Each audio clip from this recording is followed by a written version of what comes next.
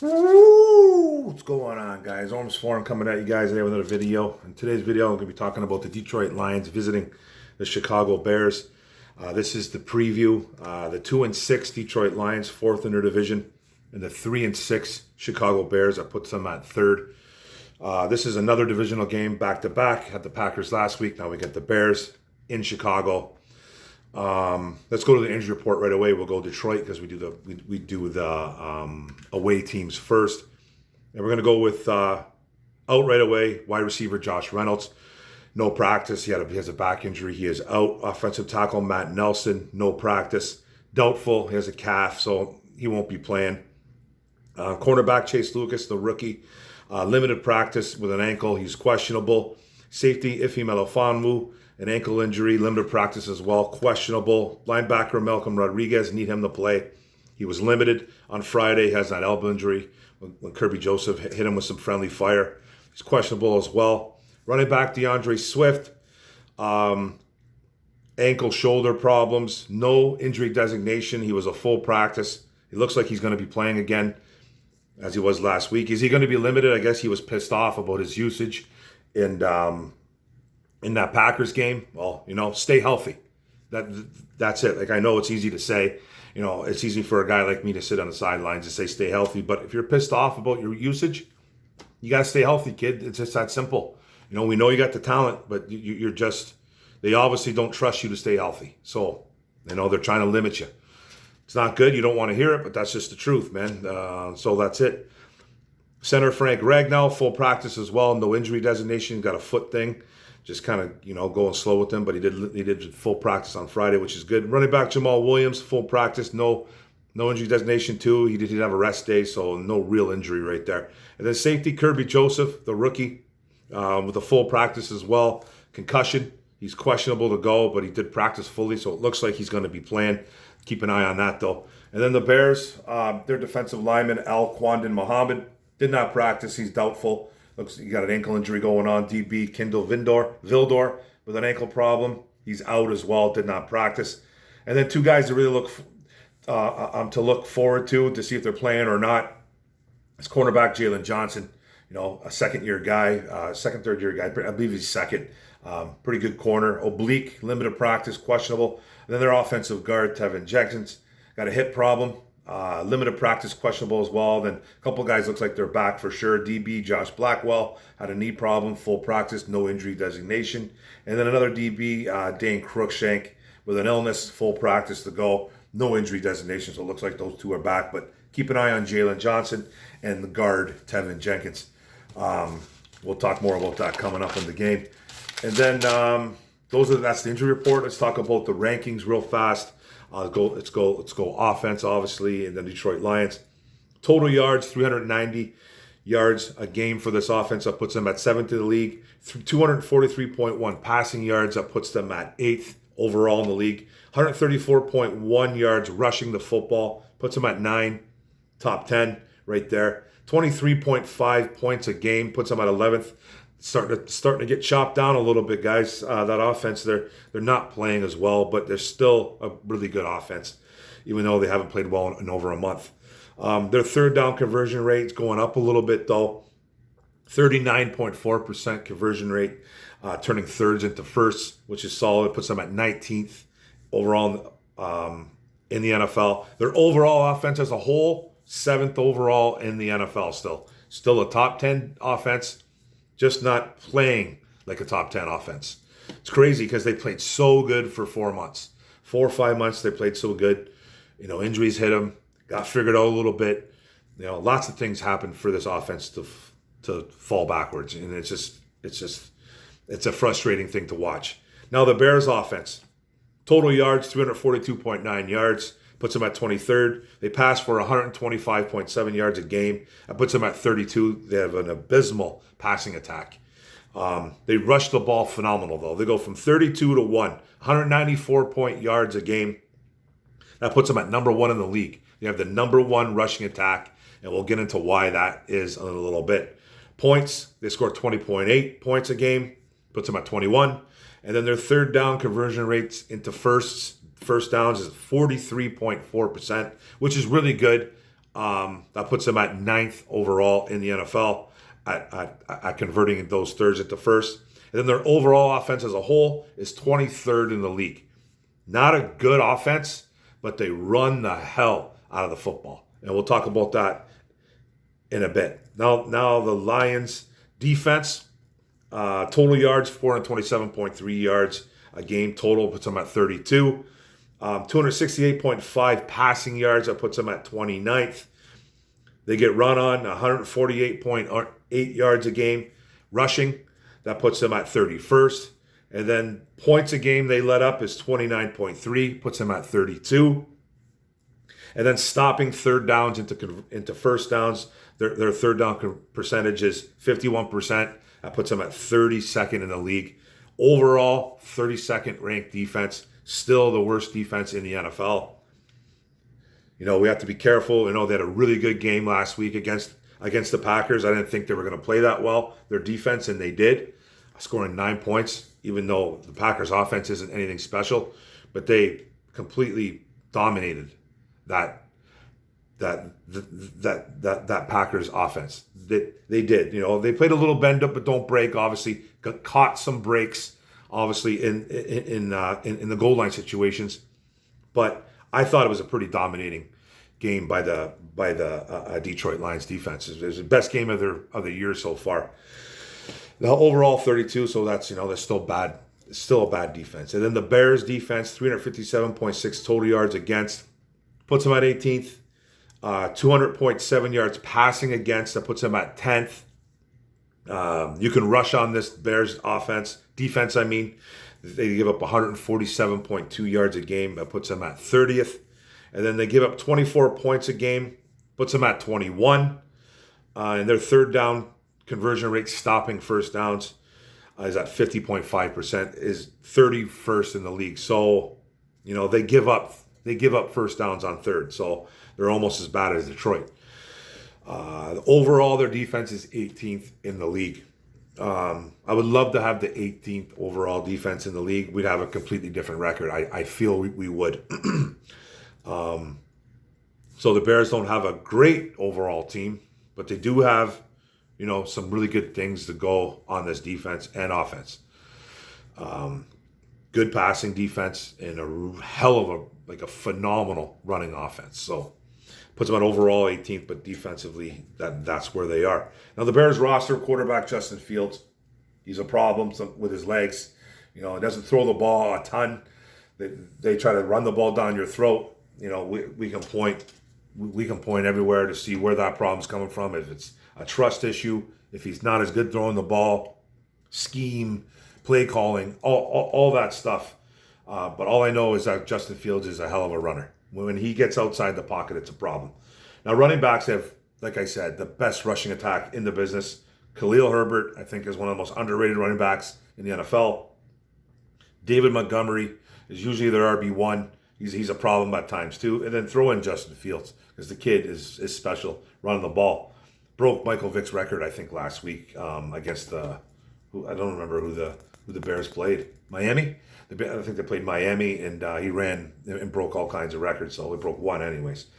Then our wide receivers, Chase Claypool, who they traded with Pittsburgh to get.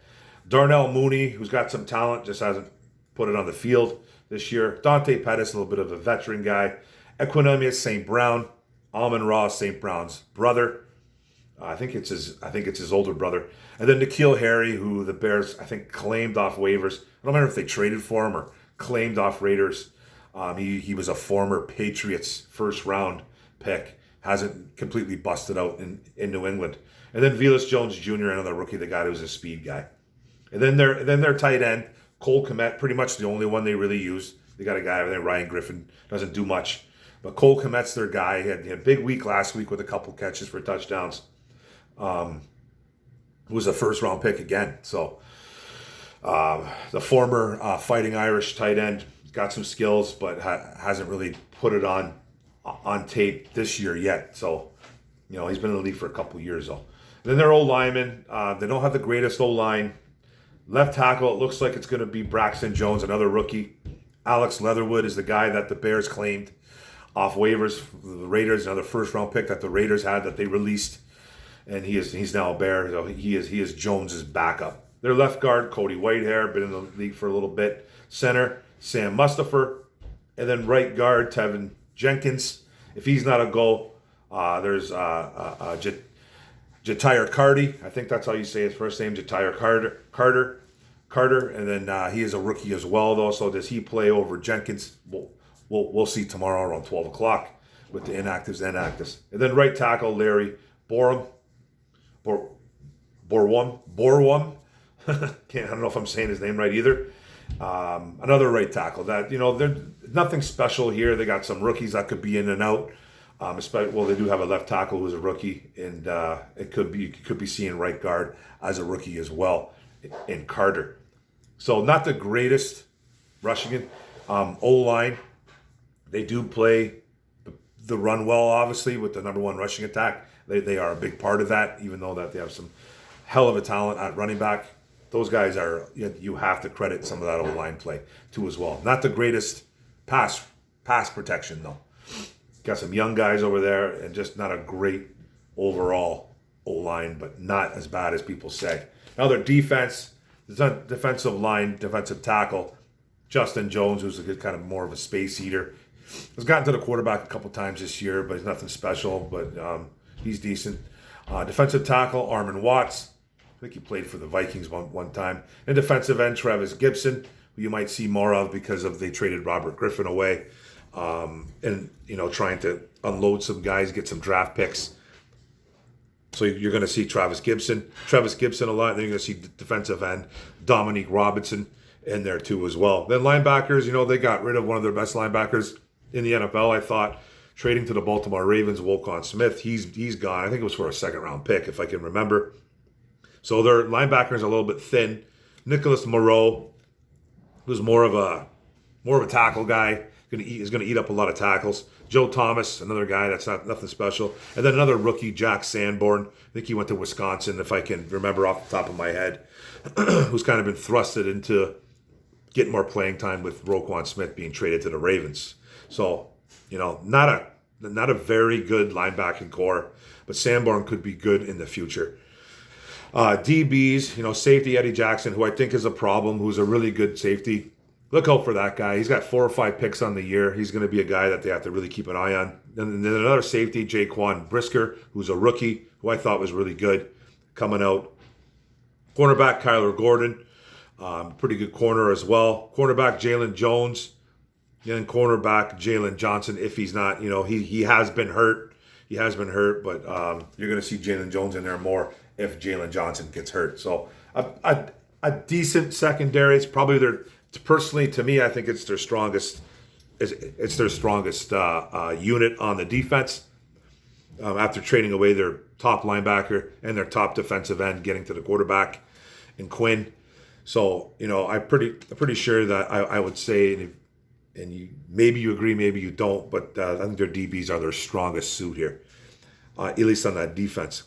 Now the Lions O versus the Bears D. Every week it feels like I'm saying the same thing with this team. Run the football. There's a team that the Bears defense does not really stop the run. You can run on them. They're 30th in the league. You have to be able to run on that team. Don't really want this. I don't really like Goff testing out that secondary. They got some playmakers out there, and Eddie Jackson. Jalen Johnson can be a pretty good kid as well. If you're gonna throw the ball, you're gonna have to do what he does best: throw short, throw the running backs, hit the tight ends, hit the wide receivers on some crossing routes, and some short crossing routes, some slants. Going deep on this team, I don't think is smart. Yeah, you have to do it a couple times against this Bears defense. You can't just stay one-dimensional, but you have to run the football, and you got to hit them short. I think that's the game plan. It almost feels like this is the game plan every week for the Lions to succeed. We saw what Jared Goff has been doing, throwing the ball deep lately. Okay? He's not hitting his guys. He's not accurate throwing the ball downfield like he was earlier in the year. He looks like he's regressing. So keep it short, keep it simple, run the football, and you have a chance to win this football game. Don't keep the ball in the quarterback's hands. Don't. You can't. You just can't right now because he's not playing at a high level. And that's just a reality. I know a lot of you people, a lot of you fans don't want to hear it. A lot of you Goff truthers, you don't want to hear it. But he's not playing well. Blame the injuries, blame everybody else, but the guy behind center and making $30+ million. Blame everybody else, man. But that guy. Sorry, that's not the way it works. He is a problem the last month or so. Play better. Play to his strengths, man, which is hitting short shots. Play to his strength and run the hell out of the football. You ran it a lot with Jamal Williams last week. Do it again. You got away from it a little bit, and then you came back to it late in that game, which was brilliant by Ben Johnson. Do that again. Just run the ball against this team. You could run on them. They're 30th in the league, the Bears. 30th. Run against them. Okay, and then talk Lions defense. You know, what we have to do here is you have to somehow stop Justin Fields in this whole, and Herbert and Montgomery in running the ball. It's going to be next to impossible to do that for 4 quarters. It's going to be next to impossible. They have the number 1 rushing attack, the Bears offense. So what they have to do is keep Fields in a bubble. Keep him in a bubble. Don't let him get outside anyway. If he gets outside, then we're toast. We're absolutely toast. You have to keep him in a bubble, keep him in the pocket as much as you can. Hutchinson has to play under control. He's been doing it a little bit better lately, but he's still over pursuing. He's still playing with his hair on fire. They need to spy him. Now, Kelvin Shepard or whoever it was, Aaron Glenn, saying that they don't like to spy people. They think it's I forget how Shepard worded it's a lost art form, or it's not a good way to do it. I forget how he said it. But it's not the way they want to do things. After Jalen Hurts destroyed you. But we have problems against, I think a lot of NFL teams do anyways, but we particularly have issues against running quarterbacks. And that's what Fields is. So spy him. I don't know who you're going to spy on him, because are you going to put a safety on him? Are you going to put a Kirby Joseph? Are you going to put a Deshaun Elliott? Are you going to put a linebacker, Malcolm? Are you going to put Derek Barnes? It's a question in the air that I can't answer. I don't really know the answer, but they have to somehow spy him. At least mask it. At least mask like you're going to spy him all the time. At least make it look like that's the spy. Somehow get out of that and play some other defense. But you have to keep him in control, Justin Fields, and that rushing attack. Because they do have some weapons in Claypool and Darnell Mooney. I'm not going to say they're not good, because they have showed in the past that they can take over a game. But it's not a great passing attack. 32nd in the league. They don't throw the ball a ton. They average 125.7 a game. So work that into the defense somehow and stop them. Stop the rushing attack. You're going to win this game. It's just that easy. But I don't think they're going to stop that rushing attack. I'm nervous about this game. This is a very winnable game, though. You know, people are out there talking. We're 2 games out of the playoffs. Don't fall for that just yet, man. We can't, as a fan base, we can't fall for it. String along some wins, and then we can talk about that. They beat the Bears. I'm not going to get fully on board, but I can make a video about it. We can talk about it for sure. But win another game, then another game. String along 2, 3, 4 wins. I just don't see it in them. I just don't see how they're going to do this. You know, it's a road game. Dan Campbell has not won a road game yet. This is the perfect opportunity to try to win one. I just don't quite see it yet. So my score prediction, Lions fans not going to like it, 23-20 Bears. You know, we're going to be in this game, I think, the whole game. I think it's going to be a close game. It always is in these divisional rivalries. They're always pretty close. They're always fought to the end. I think if this was in Detroit, I'd probably be picking the Lions here. I've been pretty good with my predictions this year. I've gotten a couple wrong, obviously. I'm not perfect. But I actually called the Packer game wrong last week, which is fine. I'll take the win. Ugly as it was, I'll still take it. This week, I'm picking the Bears. I'm picking another team besides the Detroit Lions. I need to see it more. I need to see this defense dominate again. Play that bend. It's not really a dominating. It's like the bend but don't break, because they got lucky in a lot of spots. They got lucky in this defense in a lot of spots with drop passes by the Green Bay Packers. Making huge stops on the goal line isn't really luck. It is a tiny bit though, especially with Aaron Rodgers as the quarterback. But let's do it again. Let's see if we can make some stops again. But 23-20 Bears, guys. It's going to be a close, fought hard game. But I have the Bears edging us out. So thanks a lot, guys. That's the video. Thanks for tuning in. Don't forget to hit the subscribe button at the bottom right. Don't forget to hit the notification bell up top. Get all my videos. Don't forget to like, share, comment. Let's go, man. Go Lions. One pride. Boom.